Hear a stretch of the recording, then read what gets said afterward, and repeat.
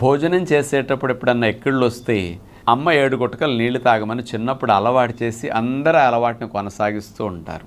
ఎక్కిళ్ళు వచ్చినప్పుడు నీళ్లు త్రాగకూడదు. మనం ఒక తప్పు చేసినందువల్ల ఎక్కిళ్ళు వచ్చాయి. ఏం తప్పు? స్పీడ్గా తినేయటం.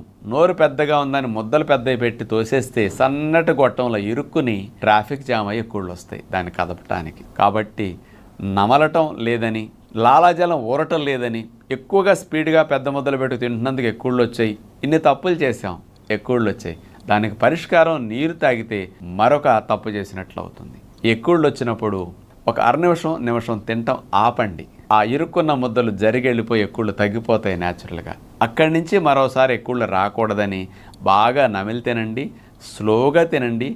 కాబట్టి ఎక్కిళ్ళు వచ్చినప్పుడు పిల్లలకు కూడా నీళ్లు తాగించే అలవాటు మానిపించి మరో తప్పు చేయకుండా మంచి అలవాటుని భోజనం చేసేటప్పుడు నమలటం, స్లోగా తినటం అనేది కొనసాగిస్తే అందరికీ మంచిది.